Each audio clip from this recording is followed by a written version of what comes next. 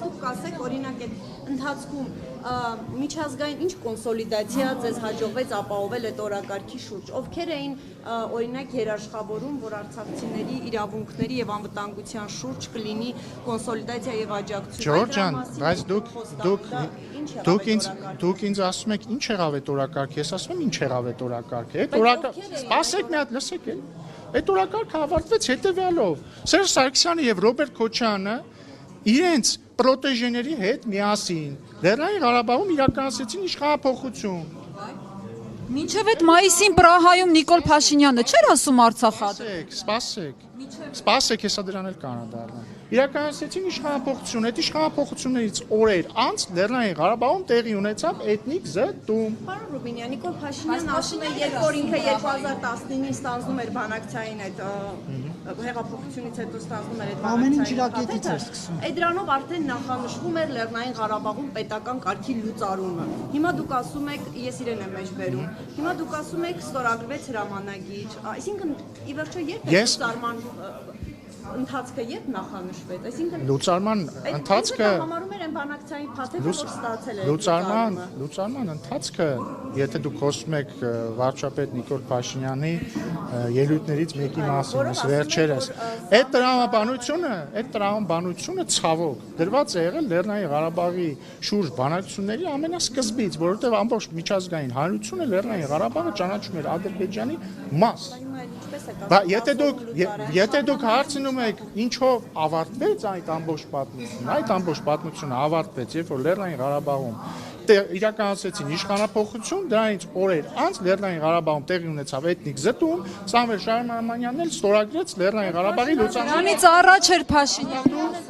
Շարլ Միշելի հետ հանդիպում։ Հիմա վերադառնանք ձեր հարցին։ Հիմա չէր։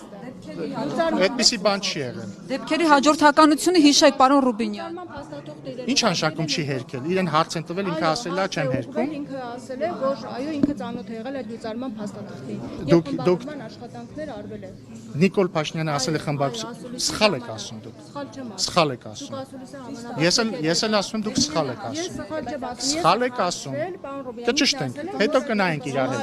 Կնայենք իրար հետ։ Դրանից դեպքերի հաջորդականությունն եք նշում, բայց Փաստաթղթի մասին, եթե չեմ սխալվում, այդ ժամերին տեղեկացել եմ, բայց Հայաստանի Հանրապետությունը փաստաթղթի կազմմանը, խմբագրմանը որևէ մասնակցություն չի ունեցել։ Պարոն Ռուբինյան, դեպքերի հաջորդականությունը հիշեք, երբ Շահրամանյանին եք ասում լուծարման փաստաթուղթն եք մեջբերում, դրանից առաջ Նիկոլ Փաշինյանը գնաց Շարլ Միշելի հետ հանդիպման, ասաց Արցախը ճանաչում է Ադրբեջանի մաս, ճիշտ է, այսինքն դա Նիկոլ Փաշինյանն է արել, ուրիշ ոչ մեկ չի արել։ Գոնե այդ հարցերը ճիշտ ձևակերպեք, որովհետև ես միշտ կարծել եմ, որ լրագրությունը ինքը տենց մոտավորապես գիտություն, բայց մի ընդհատեք ինձ։ Լրագրությունը ինքը տենց մոտավորապես աշխատանք չի, էլի։ Իմ մայրն էլ է լրագրող եղել իդեպ, ես ամենայն հարգանքով եմ դա ասում, դուք նույն թերթում եք աշխատել իդեպ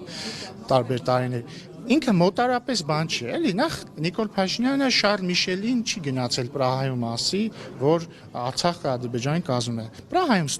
ոչ թե ստորագրվել է, այլ ընդունվել է հայտարարություն, որը հրապարակել է Ֆրանսիայի նախագահ Էմանուել Մակրոնը։ Ըստ այդ հայտարարության Հայաստանը եւ Ադրբեջանը վերահաստատել են, որ ճանաչում են միմյանց տարածքային ամբողջականությունը 1991 թվականի Ալմատայի հռչակագրի հիման վրա։ Հարցերը չեն փոխվում դրանից, պարոն Ռուբինյան, թե դուք ծաղկացնեք նախադասությունը եւս բարձ ստորադասական սարքեք բարձ նախադասություն, դրանից ոչինչ չի փոխվում։ Լրագրությունը բացի նրանից, որ ինքը մոտավորապես մասնագիտություն չի, նաև լրագրությունը ենթադրում է, որ երբ որ լրագրողը հարց է տալիս, պիտի լսի պատասխանը, եթե էլի հարց ունի, եթե լսի պատասխանը, եթե բավարարված չլինի, տրեյնինգ չէ, բայց ես իմ մտքերն եմ արտահայտում, կարծում եմ իրավունք ունեմ։ Դա ոչ թե գիտելիք է, այլ պարզ երևի գիտակցություն։ Դառնանք թեմային, պարոն Ռուբինյան։ Բայց հա, ինչ է ենթադրում նաև լրագրություն, որ հարց եք տալիս, լսեք մինչև վերջ, եթե չի բավարարի ճշտելու բան կունենաք, մի հատ է հարց կտակ, մի հատ է կպատասխանի։ Մեր ընդդիմադիրները, ընդ որում ընդդիմադիրները այս հարցում ոչ միայն երկրի ներսում, այլ դրսում, ասում են, որ 2022 թվականի Պրահայի հայտարարությամբ հնարավորությունից զրկվեց ռուս խաղաղապահ զորախումբը որևէ բան անելու Լեռնային Ղարաբաղում եւ հետեւաբար դրա պատճառով 2023 թվականին ոչինչ չարեց։ Ես ուզում եմ հիշեցնել, որ Պրահայի հայտարարությունը ընդունվել է 2022 թվականի հոկտեմբերին, իսկ Փարուխի, Խծաբերդի եւ այլ դեպքեր, իսկ հիշեցնում եմ ինչ դեպքեր են, երբ որ ադրբեջանական զինված ուժերը օրինակ գրավեցին Խծաբերդ գյուղը, վերցրեցին վերահսկողության տակ, միջև այդ ՊԲ վերահսկողության տակ էր, դրանից հետո ադրբեջանական։ Նույնն էլ Փարուխը։ Դրանք տեղի էին ունեցել 2022 թվականի հոկտեմբերից առաջ։ Հետևաբար ասել, որ ռուս զորախումբը, այո,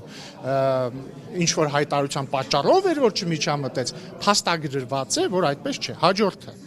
2022 թվականի Պրահայի հայտարարությունից հետո, եթե չեմ սխալվում, 2023 թվականի սկզբներին էր, հունվարին կամ 22-ի վերջերին, ընդունվել է այլ եռակողմ հայտարարություն եւս Սոչիում։ Ժամկետը կարող է սխալ ասեմ, բայց նոյեմբեր, 1 ամիս անց, որը ստորագրել են Հայաստանի վարչապետը, Ադրբեջանի նախագահը եւ Ռուսաստանի նախագահը, որում նշվում է, որ կողմերը վերահաստատեցին ռուս խաղաղապահ զորակազմի անհրաժեշտությունը եւ կարեւորությունը։ Հետեւաբար փաստարկը, որ Պրահայի փաստաթղթով հայտարարությամբ որևէ բան էր փոխվել Լեռնային Ղարաբաղի ռուս խաղաղապահների որևէ ֆունկցիայում, հիշում եմ, հիշում եմ, որովհետև դուք հարցը տալիս եք Պրահայի հայտարարության մասին, ես ուրիշ տեղ չեմ տանում, դուք հարց տվեցիք, փորձելով ձեր հարցը կապել, հարցով կապել Պրահայի հայտարարությունը էթնիկ զտման հետ, ես էլ ձեզ ասում եմ, թե որն է կապը իրականում։ Բայց ինչ կարգավիճակով պետք է այդ դեպքում Մի վարքան, ես հիմա այս հարցին կպատասխանեմ, հաջորդն է ձեր հարցին կպատասխանեմ։ Եվ հետևաբար Պրահայի հայտարարությունը որևէ կերպ որևէ բան չէր փոխել ոչ ռուս խաղաղապահ զորակազմի ֆունկցիաներում, ոչ կարգավիճակում, ոչնչում։ Էլ չեմ ասում, որ նոյեմբերի 9-ի հայտարարության համաձայն ռուս խաղաղապահ զորակազմի գոյությունը եւ ներկայությունը Լեռնային Ղարաբաղում պայմանավորված չէր ոչ Լեռնային Ղարաբաղի այս կամ այն կարգավիճակով, ոչ Հայաստանի եւ Ադրբեջանի այս կամ այն դիրքորոշմամբ այս կամ այն հարցի շուրջ, այլ սևով սպիտակին գրված էր, որ 5 տարով է այնտեղ երկարաձգմամբ, եթե կողմերից որևէ մեկը 6 ամիս առաջ չի ասում ոչ։ Այսինքն ձեր ասածը, որ Նիկոլ Փաշինյանը ասում է 86600 քառակուսի կիլոմետրը ճանաչում եմ Ադրբեջանի, ոչ մի բան իրենից չէր ներկայացնում այդ հայտարարությունը ձեր ասած։ Լսում եք դուք ինչ է ասում։ Խոսում եք մեկ մյուսի հետ ընդհանրապես կապ։ Ես ասում եմ ձեր հարցի համատեքստը հետեւյալն է։ Ձեր հարցի համատեքստը ասում է, որ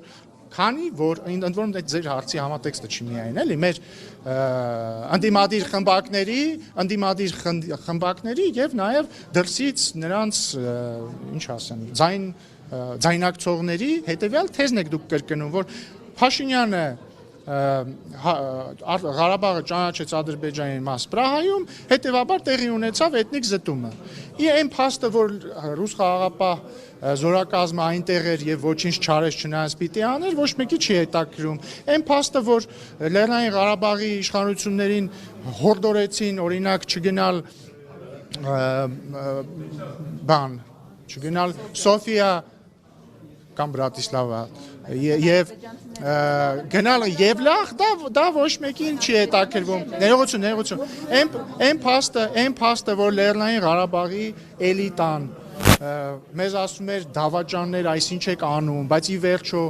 իրենց ներկայացուցիչը ստորագրեց Լեռնային Ղարաբաղի լուծարումը, դա ոչ մեկի չի հետաքրում։ 10 օրվա իշխանությանն եք մեղադրում։ Ձեր ամբողջ քաղաքական Ես 10 օրվա իշխանություն չեմ մեղադրում։ Դրա համար ասում եմ Լեռնային Ղարաբաղի քաղաքական էլիտան։ Որ ասում եք չգնացին Եվրոպայից բանակցել, այ դուք ինչ էիք անում, որ Արցախ իշխանությունները կարողանային հաղթահարել Մոսկվայից եկող ճնշումները եւ կարողանային գնալ Եվրոպայում բանակցելու, որովհետեւ այդ շրջանում մեծ ճնշում է եղել։ Բայց այդ պնդումը որտեղից է կանում։ Ես ոչ հաստատում եմ, ոչ հերքում եմ, բայց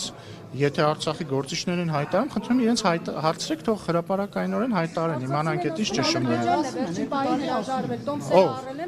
Արցախի այդ հանրային քաղաքական գործիչները ովքեր կաշկանդված չեն խոսելու։